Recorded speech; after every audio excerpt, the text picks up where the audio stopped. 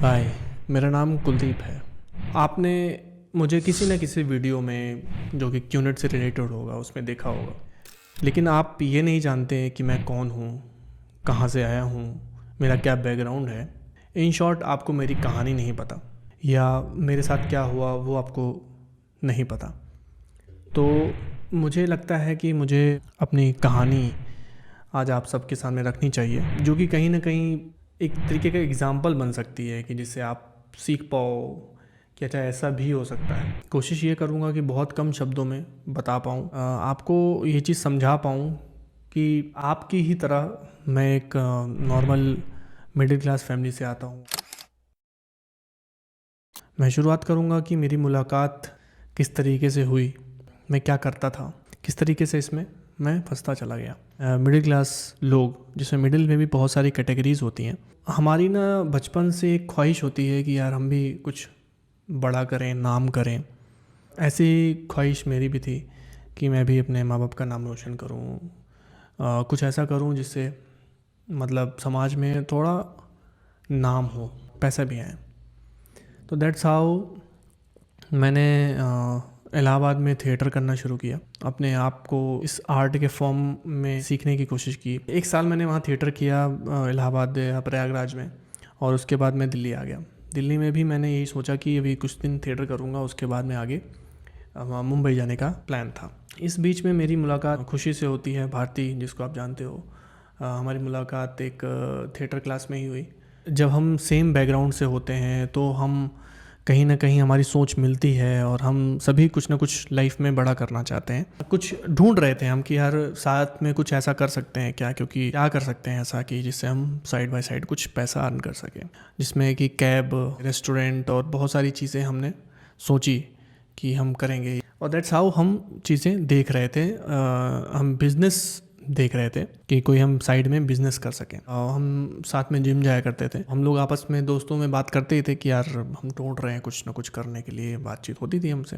एक दोस्त ने भारती को बताया कि एक मेरे भैया हैं और बहुत अच्छे पोस्ट पे हैं LIC में, वो एक बहुत अच्छा कुछ बिज़नेस कर रहे हैं। तुम ढूंढ रही थी ना कि हाँ कुछ करना है करके, वो तो शायद हो सकता है तुम्हारी जो आस्क हो, जो तुम्हारी चाह हो, वो चीज़ें वो कर रहे हो। भारती ने मुझे बताया, मुझे लगा कि चलो यार जो हम ढूंढ रहे थे वो हमें मिल गया। मैं जब कॉलेज में मैंने स्टार्ट करा था तो मैंने दी सीक्रेट देखी थी, और दी सीक्रेट का मेरे दिमाग में बहुत बड़ा इन्फ्लुएंस है कि जो चाहो वो चीज़ें होती हैं। तो जब हम ये चाह रहे थे कि हमें मिले, तो वो चीज़ें जब हमें मिली तो मैंने रिलेट किया कि यार ये चीज़ें मुझे मिल गई, थैंक गॉड। मैं सोचता था कि चलो कुछ ना कुछ जो भी चीज़ें हो रही हैं वो एक तरीके के एक ब्रिज है मुझे जहाँ तक पहुँचना है उसके लिए।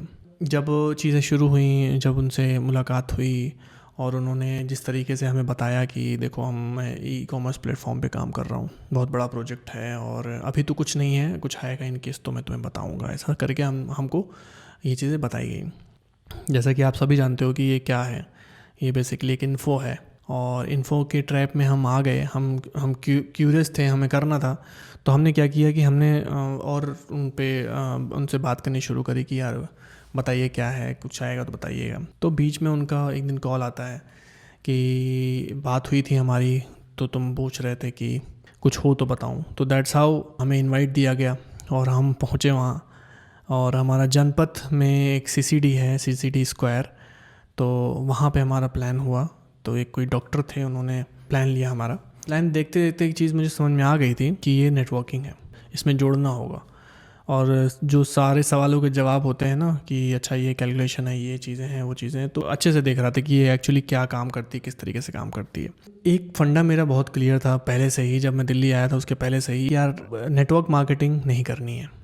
मेरे दिमाग में क्लियर था कि नहीं नहीं नहीं करनी है। और मैंने भारती से भी बोला कि नहीं यार ये चीज़ें तो नहीं करेंगे, ये वही चीज़ है। ये तो हुआ प्लान, और हमने बोला कि ठीक है हम सोच के बताएंगे, ऐसा करके हम चले आए। और बीच में फिर कॉल आया उनका, जो LIC में ऑफिसर है, तो उन्होंने फ़ोन किया मुझे तो और बोला कि यार तुम आ जाओ, बैठते हैं, बात करते हैं। तो मैंने कहा देखिए मुझे बिज़नेस की बात नहीं करनी, मुझे वो काम नहीं करना। तो उन्होंने बोला नहीं यार एज ए भाई मिलेंगे, तुम आओ, कॉफ़ी तो पीने आ सकते हो।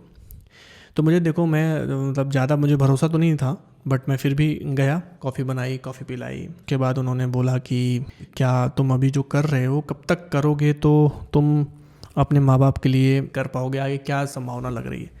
तो मैंने बताया कि हाँ ये एस्टिमेट है, ये मैं सोच रहा हूँ करने के लिए, इतना टाइम लगेगा, इतना पैसा लगेगा, ये चीज़ें। तो हाँ, मतलब वो गोल्डन क्वेश्चंस पूछे कि मतलब इसको करने में तुम्हें कितना टाइम लगेगा, क्या तुम्हारे पास कोई ऐसा ऑप्शन है जिससे तुम वहाँ पे जल्दी पहुँच सकते हो। तो मैंने कहा नहीं, ऐसा कोई ऑप्शन नहीं है। घूम फिरा के वो 5 गोल्डन क्वेश्चन पूछ के मुझे उस ट्रैप में फंसा लिया गया और मेरे पास जवाब नहीं था। तो वो बोल रहे कि देखो कुलदीप, तुम मेरे पर भरोसा करो, ठीक है, मैं यहाँ पे हूँ ना, और तुम ये बिज़नेस करो, मैं चाहता हूँ, और अगर नहीं पैसे बनेंगे तो तुम मुझसे लिखवा लो और तुम 1 साल मेरे साथ करो काम। अगर नहीं होता है तो 1 साल बाद ये जो पैसे लगा रहे हो, 1-1.5 लाख 2.5 लाख कुछ नहीं होते हैं, तो तुम ये पैसे मेरे से ले जाना। मैंने भी सोचा यार इतना गट्स से उन्होंने ये चीज़ साफ चीज़ मना करी कि नेटवर्क मार्केटिंग नहीं है। तो मैंने कहा जब ये नेटवर्क मार्केटिंग नहीं है तो यार करने में कोई हर्ज नहीं है। दैट्स हाउ उन्होंने मुझे कन्विंस किया कि यार चलो करो साथ में, और पैसे का एश्योरेंस दिया। फिर मेरे पैसे मुझे पापा के पास से मांगने पड़े हो तो पापा को भी बुलाया मैंने, पापा से भी उन्होंने बात करी और पापा को भी कन्विंस किया कि देखिए ऐसा है कि ये जो पैसे आप लगा रहे हो, जो पैसे इनको दे रहे हो, ये मेरे पास सुरक्षित है, आप कभी भी मेरे से ले सकते हो। तो अब हमारा क्या है ना कि हम लोग बहुत जल्दी भरोसा कर लेते हैं सब पे। 2 मीठे बोल बोल दे कोई, अगर चाल भी चल रहा है तो हमें क्या है ना कि हम ऐसे लोग हैं कि जो बहुत जल्दी मतलब सोचते नहीं है ज़्यादा, हम दिल लगा लेते हैं किसी से भी। तो यही हुआ मेरे साथ भी, यही गलती हुई, हमने काफ़ी ज़्यादा भरोसा कर लिया बहुत जल्दी। और मैंने भारती से जाके बोला कि यार भारती ये बिज़नेस सही है, करते हैं। तो भारती ने भी बोला कि ठीक है अगर तुम बोल रहे हो तो यार करते हैं। दैट्स हाउ उसने पहले पैसे लगाए, क्योंकि मेरे पैसे लेट आ रहे थे, उसको बुला के उसका जो फाइनेंशियल वगैरह था वो सब चीज़ें करी गई, उसकी फॉर्मेलिटी करी गई, उसका लोन करवाया गया और उसका साइनअप पहले हो गया। क्योंकि मेरा पैसा मेरे पापा दे रहे थे तो उनका पैसा निकलाने में थोड़ा टाइम लग रहा था, तो इसलिए भारती का साइनअप पहले हुआ। और जब भारती का साइनअप हुआ, भारती ने सारी चीज़ें अटेंड करी। जब उसको बताया गया हॉट पोजीशंस के बारे में, चीज़ें बताई गई, तब उसको चीज़ समझ में आई कि यार ये तो कुलदीप ही मेरी हॉट पोजीशन पे आएगा और वर्षा उसकी बहन वो हॉट पोजीशन पे आएगी। तो उसने अपने पैसे से ही मेरा भी साइनअप कर दिया और अपनी बहन का भी साइनअप। मतलब उसने एक तो साइनअप अपना किया ही था, उसके बाद उसको हॉट पोजीशन का डर दिखा के मेरा साइनअप और उसकी बहन का साइनअप दोनों करवा दिया गया। चूँकि मेरा पैसा आने वाला था तो उसको पता था कि मेरा पैसा आ जाएगा। जिस तरीके से इसमें डराते हैं ना कि यार ये पोजीशन चली जाएगी तो कभी नहीं आएगी, सारा बिज़नेस इसके नीचे होना है और करोड़ों का बिज़नेस होगा, ऐसा वैसा, तो वो डर गई उस चीज़ में और उस ट्रैप में आके उसने लोन और ले लिया, टॉपअप करवा लिया। नेक्स्ट मंथ में मैजिक हो रहा था, मैजिक एक इवेंट हो रहा था, जो इवेंट ये बाहर करते हैं, वो इवेंट आया तो इवेंट के लिए प्रेशराइज़ करना शुरू कर दिया कि यहाँ पे आपको चलना होगा, आप नहीं चलोगे तो फिर बहुत ज़्यादा नुकसान हो जाएगा बिज़नेस में ही। अगर इस टाइम पे ये चीज़ आ गई है तो आपका बिज़नेस उड़ने लगेगा। हमने कहा यार बिज़नेस स्टार्ट किया है तो यार उड़ाना तो है ही है, पैसे तो कमाने ही है, तो यार उड़ाते हैं फिर। दैट्स हाउ जब मेरा पैसा आ गया तो मैंने जब, क्योंकि और लोन लेना था और मेरे पास वो उतने पैसे एक्स्ट्रा थे नहीं, जितने पैसे लगने थे मैंने उतने ही पैसे पापा से मांगे थे। दैट्स हाउ जो मेरे पैसे पापा के पास से आए थे वो हमने ट्रेनिंग में लगाए। जो भारती का पैसा लगा था मेरा वाला, वो लगा ही रह गया, उसको मैं वापस नहीं दे पाया। अब आप समझिए कि किस तरीके से एक आदमी को लूटा जाता है, किस तरीके से मुझे ये चीज़ें समझ में आई बाद में, वो चीज़ें मैं बताऊँगा आपको। फिर धीरे धीरे जब हम वहाँ मैजिक में गए तो वहाँ पे चीज़ें बहुत अलग थी और वहाँ पे जो चीज़ें हुई मतलब अनएक्सपेक्टेड था। पहले तो ट्रेनिंग के नाम पे पहले तो आप बैंकॉक ले जाया गया, बैंकॉक में जगह है जो आप जानते होगे जो मशहूर है, वहाँ ले जाया गया और वहाँ घुमाया गया सड़कों पे। मतलब चीज़ें आप जानते हो किस तरीके का माहौल होता है वहाँ पे। एक लड़की का भी साथ में जाना, that is not good thing. और पूरे ग्रुप में सिर्फ एक लड़की थी, वो भारती, और भारती को जानने वाला मैं।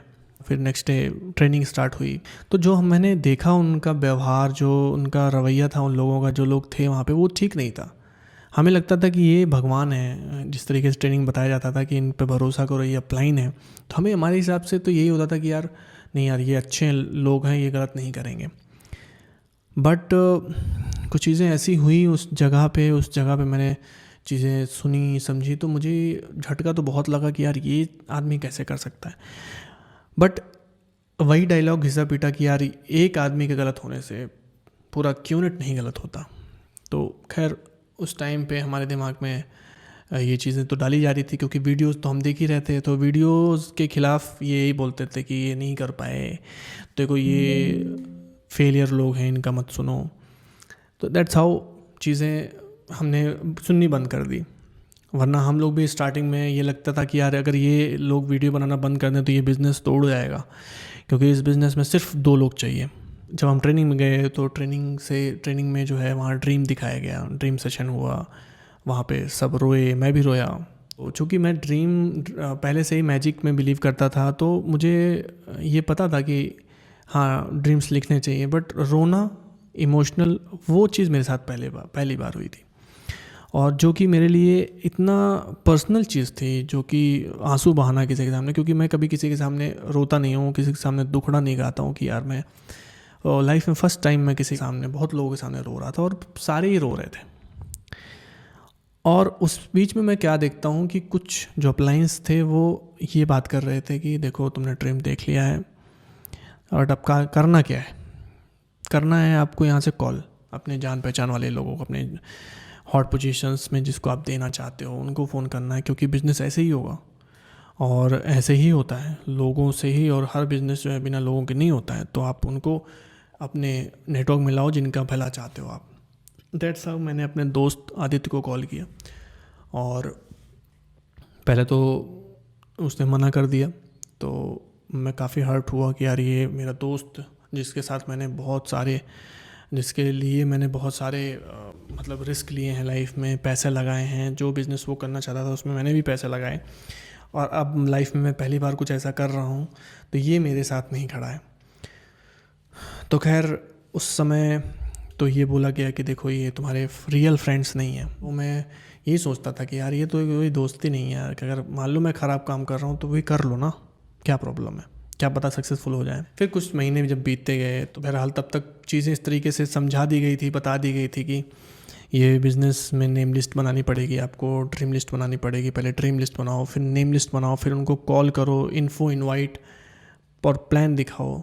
तो मैंने फटाफट से बहुत सारे दोस्तों को प्लान्स दिखाने शुरू करे, बहुत सारे लोगों को कॉल्स करनी शुरू करी, और एक टाइम ऐसा आया कि मैंने सबको ही कॉल कर लिया था लगभग, और बहुत सारे लोगों को कॉलिंग सिखाई जाती थी कान में लगा के। तो मुझे मतलब मैं ये सोचता था कि नहीं यार, जब ड्रीम देखा हुआ है तो इसके लिए करने में कोई हर्ज नहीं है। तो जब मेरी समझ से जब मैं अब समझता हूँ तो मुझे ये चीज़ समझ में आती है कि जब आप रो देते हो ना, जब आप रोने लग जाते हो ड्रीम्स देख के, तो एक्चुअल में आप इस बिज़नेस से कनेक्ट हो जाते हो इमोशनली। हम और आप ड्रीम देख लेते हैं ना, तो कहीं ना कहीं एक तरीके का वो रिजिडनेस आ जाती है कि यार नहीं अब तो कुछ करना पड़ेगा, या यार ये नहीं किया तो फिर क्या क्या किया। और वापस आए तो हमने सबको प्लान दिखाया। तो एक दिन फिर आदित्य मिला, और आदित्य से मेरी बात बंद हो गई थी, और मतलब बात बंद हो गई थी इन सेंस कि यूनिट में लोगों ने जो मुझे समझाया, जो बताया कि यार ये कैसा दोस्त है तुम्हारा कि तुम जो है बिज़नेस कर रहे हो, तुम्हारे साथ नहीं कर रहा है। तो मैंने धीरे धीरे उससे दूरियां बनानी शुरू कर दी, जो कि मेरा बेस्ट फ्रेंड था। फिर मैंने उससे बात करी, और फिर उसने बोला ठीक है यार चलो। उसके पास थे नहीं पैसे, बस उसने लोन लिए, और जिस लोन का पैसा वो आज भी चुकाता है। उसके बाद कुछ टाइम के बाद में उसने मुझसे कुछ क्वेश्चंस करे, मैंने उसको जवाब दिए कि नहीं ये बिज़नेस काम करता है, इसमें ज़्यादा लोग नहीं चाहिए। तो खैर उसने कुछ वीडियोस देखे होंगे वहाँ इंटरनेट पे, सारी चीज़ें पढ़ाई, चीज़ें समझी उसने। वो इमोशनल नहीं है, वो थोड़ा दूसरे तरीके का आदमी है, तो उसने सारी चीज़ें सर्च करी, समझा, और वो धीरे धीरे इस बिज़नेस से कट गया। बट मीनवाइल मैं कोशिश करता था कि वो फिर से एक्टिव हो जाए। फिर मैंने अपना दूसरा साइन अप किया अपने स्कूल के फ्रेंड को, कि शहबाज नाम है उसका, और समहाउ चीज़ें साइन अप हुई, सब कुछ। सब लोग होते हैं ना कि यार सिर्फ 2 लोग चाहिए ढंग के इस बिज़नेस में। तो मेरे 2 बेस्ट फ्रेंड थे जो कि मेरे साथ में थे, और कहीं ना कहीं मुझे लग रहा था कि ये बिज़नेस काम करेगा। और कुछ टाइम के बाद में जब धीरे धीरे साइनअप्स और हुए, और कोई भी टिक नहीं रहा था, सब छोड़ के जा रहे थे। फिर उसके बाद कोविड आया। कोविड आने के बाद में ये चीज़ हुई कि सब कुछ ऑनलाइन आ गया, और बहुत सारे अप्लायंस भाग गए। मतलब बहुत सारे लोग ओवरनाइट, जिनकी बहुत अच्छी अच्छी टीम थी, बहुत सारे लोग थे उनकी टीम में, वो भाग गए। फिर मैंने देखा, फिर हम धीरे धीरे नए नए अपलाइन के साथ में काम कर रहे थे, क्योंकि सारे अपलाइंस भाग जाते थे। तो हमें ट्रेनिंग्स अटेंड करके ये चीज़ समझ में आती थी कि कोई भाग जा रहा है तो कोई बात नहीं, तुम अपना ख्याल रखो, तुम अपने ऊपर स्टिक रहो और डोंट क्विट। तो हमारा ये था कि हम ढूंढ लेते थे किसी न किसी बड़े अपलाइन को कि यार हमें तो करना ही है, कोई चला जाए मेरे ऊपर का, कोई बात नहीं। और ये सबसे बड़ा मोटिवेशन होता है, जितने भी लोग अभी टिके हुए हैं उनके लिए भी सबसे बड़ा मोटिवेशन होता है कि डोंट क्विट। रादर देन आपको रिज़ल्ट आ रहे हैं, नहीं आ रहे हैं, आपके नंबर्स क्या आ रहे हैं, आप कितने प्लान्स दिखा रहे हो, कितने लोग साइन अप हो रहे हैं, कितने लोग कुछ झूठ बोल रहे हो, रिगार्डलेस कुछ भी हो, बट आपको टिके रहना है। और टिके रहने से क्या होता है कि आप कुछ टाइम के बाद अगर बिज़नेस छोड़ भी देते हो ना, तो आप इस कंपनी पे शक नहीं करोगे। आपको ये लगेगा कि यार ये तो सब करवा रहे हैं ना, ये तो ट्रेनिंग्स करवा रहे हैं ना।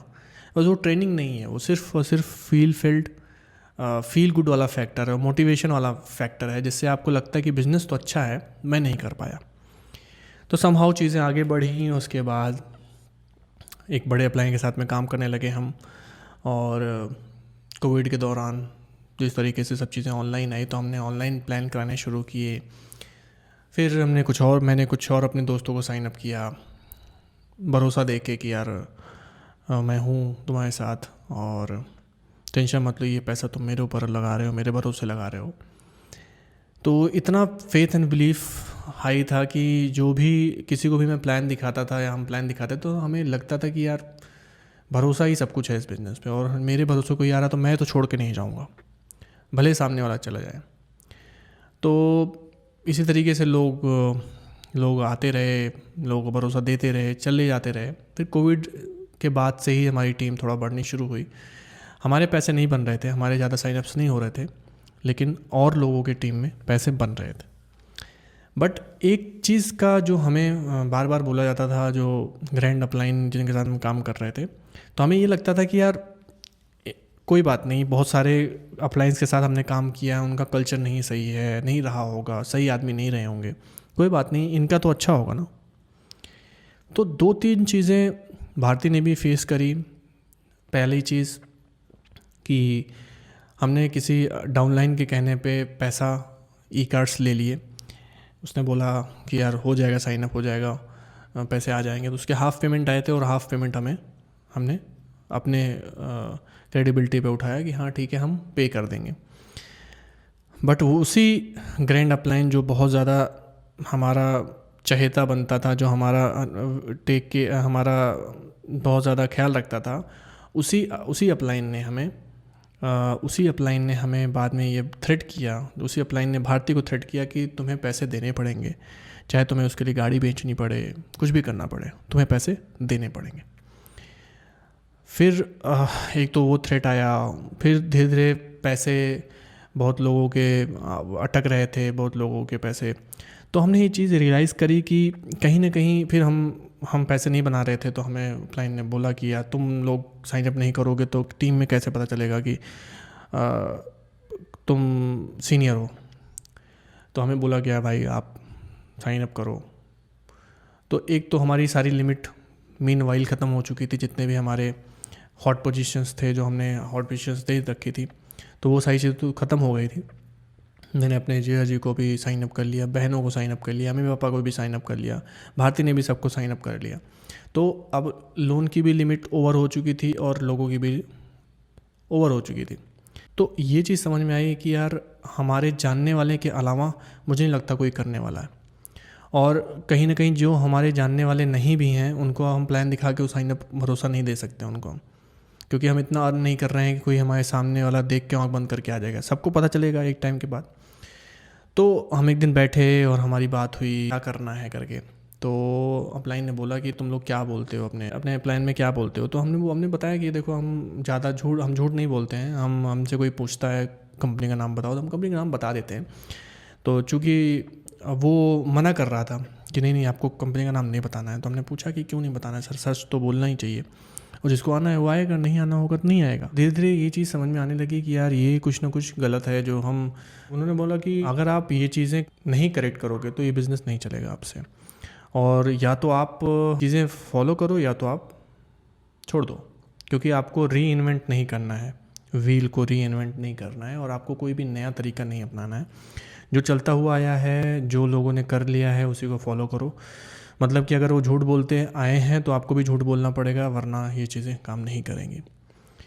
तो समहाउ हमसे नहीं हुआ, और हम झूठ नहीं बोल पाए, और हमें ये लगा कि यार ये चीज़, चूँकि इतना टाइम इतना टाइम क्यों लग गया रियलाइज़ करने में, छोड़ने में, क्योंकि हम कुछ टाइम तक किसी के साथ काम करते थे, और कुछ टाइम के बाद जब वो सामने वाला छोड़ देता तो हमें लगता था कि यार इसने ये नहीं कर पाया, ज़रूरी नहीं है कि मैं ना कर पाऊँ। तो ये मोटिवेशन काम करता रहा कि नहीं करके देखते हैं यार, 3-4 साल तो कम से कम करेंगे, नहीं तो हम ऐसे कैसे बोल सकते हैं कि बिज़नेस ख़राब है और नहीं चलता है। तो जब हमें टाइम हो गया और हमें ये चीज़ समझ में आई, आगे के 4 साल अगर हम ये करते रहेंगे तो हमारा फ्यूचर कहाँ होगा और हम क्या कर पाएंगे, ये चीज़ फ्लैश हुई एकदम से कि यार अगर 4 साल और लगाते हैं तो हमें क्या रिटर्न मिल रहा है, कहीं नहीं है हम। मीनवाइल मैंने 2020 में एक सेटअप डाला था, जो कि प्रोडक्शन हाउस था, जिसमें म्यूज़िक वीडियोज़ रिलीज़ करते थे हम। उसको भी बंद करवा दिया गया ये बोल के कि तुम इस पर फोकस नहीं कर पा रहे हो, तो ढंग से अगर इसको करना है तो सेम इसी पे फोकस करो। तो वो चीज़ें भी बंद हो गई, वो चीज़ें बंद करवाई गई। उसके बाद जब जॉब पे आए कि जॉब करो, क्योंकि उनको चाहिए था लोन और लोन, क्योंकि मैं अगर जब तक जॉब नहीं करता तब तक और लोगों की जिम्मेदारी नहीं ले सकता था, या और हॉट साइनअप्स नहीं कर सकता था, तो ज़्यादा प्रेशराइज़ कर रहे थे जॉब करने को लेके।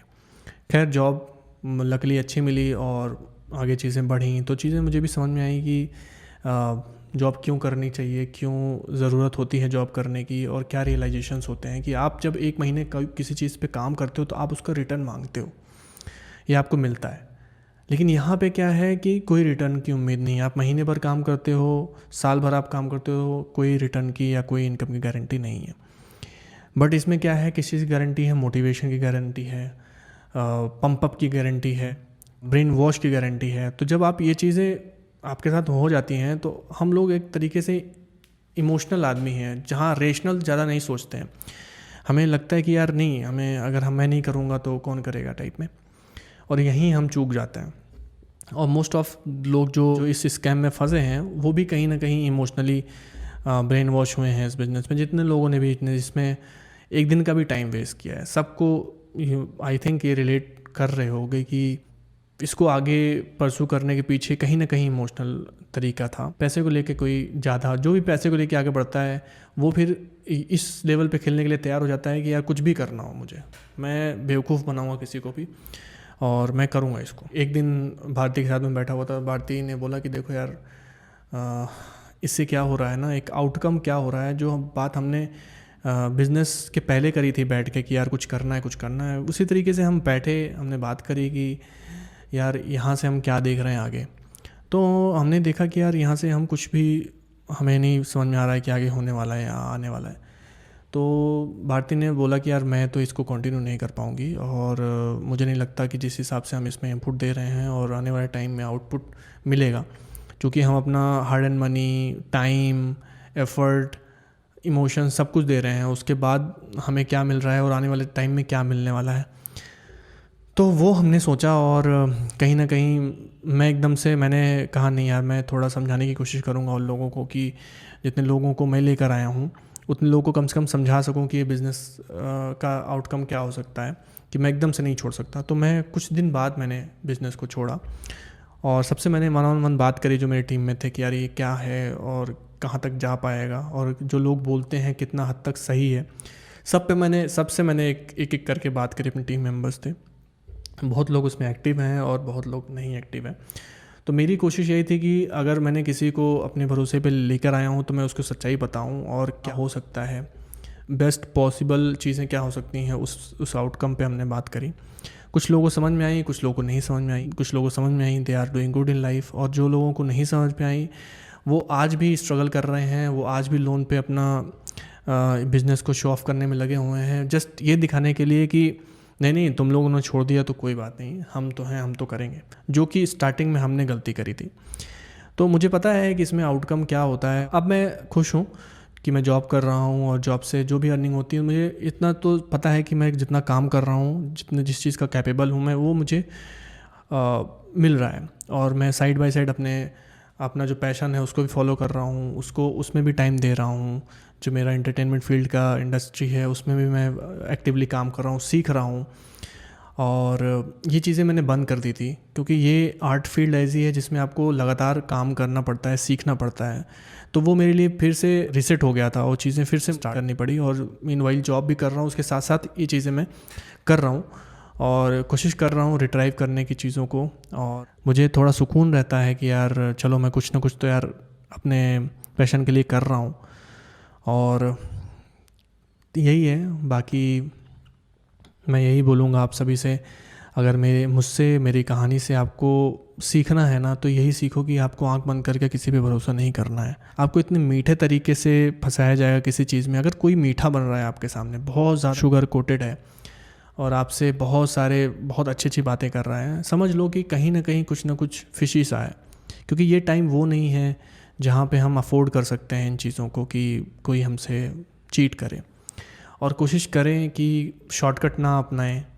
कोई भी अगर आपको बोल रहा है कि नहीं आपके पास कोई ऑप्शन नहीं है, तो ऑप्शन अपनी फील्ड में ढूंढो। जैसे मुझे अपनी फील्ड में ऑप्शन ढूंढना चाहिए था कि मैं एंटरटेनमेंट फील्ड में ऑप्शन ढूंढूं, कुछ भी कर सकता था, उसमें मुझे खुशी मिलती। बट अपनी फील्ड से हट के जो लोग काम करने की कोशिश करते हैं वो मेरे हिसाब से फंसते ही हैं। और वो फंसाने के लिए मार्केट में बहुत सारे लोग हैं, हमको पता भी नहीं चलेगा, क्योंकि हम ऐसी जगह से आते हैं जहाँ पे ये इन सब की एजुकेशन नहीं मिली है कि इन सब से कैसे डील करना। और कहीं ना कहीं जब भारती ने चैनल स्टार्ट करा, ये दिमाग में था उनके कि जो भी मेरे साथ में हुआ है वो एटलीस्ट जब मैंने स्टार्ट किया था तो मुझे बताने वाला कोई नहीं था। तो एटलीस्ट मैं अपने वीडियोस के ज़रिए उन लोगों को बता सकूं कि यार क्या क्या होता है इसमें, और 4 साल 5 साल बाद क्या होता है, क्या हो सकता है। उसके बाद लेट पीपल डिसाइड कि उनको क्या करना है या नहीं करना है। बट अब ज़्यादा लोग बोल रहे हैं मीडिया में, सोशल मीडिया में इस चीज़ के बारे में, इस स्कैम के बारे में। पहले नहीं बोलता था कोई, और अभी भी बहुत सारे लोग नहीं बोलते हैं, इसलिए क्योंकि उनको साइन अप करने वाला आदमी उनका कोई जान पहचान का ही होता है। और मोस्ट ऑफ द केसेस में इसीलिए आदमी नहीं बोलता है कि अगर बोलेगा तो किसके खिलाफ़ बोलेगा। तो मैं उन सबको सजेशन देना चाहता हूँ कि मत बोलो आप उनके खिलाफ़, आप अपनी रिलेशन मत ख़राब करो, लेकिन आप एनोनिमसली ही बोलो, लोगों को अपने जान पहचान के लोगों को बताओ। अगर आप शांत हो जाओगे, आप नहीं समझाओगे किसी को, अपने जानने वाले अपने दोस्त को नहीं समझाओगे, तो ये अवेयरनेस कैसे स्प्रेड होगी। तो इसको एज ए रिस्पॉन्सिबिलिटी लो और लोगों को बताओ, ठीक है। और किसी का पैसा मार के बड़ा आदमी नहीं बनना है, किसी को तड़पा के किसी का पैसा ले के बड़ा आदमी नहीं बनना है, ऐसा मेरा मानना है। और मोस्ट ऑफ द लोगों का यही मानना होगा। मेरा जो फोकस है वो यही है कि सिर्फ यही स्कैम नहीं है दुनिया में, ये तो एक स्कैम है जो मेरे साथ में हुआ, जो हमारे साथ में हुआ।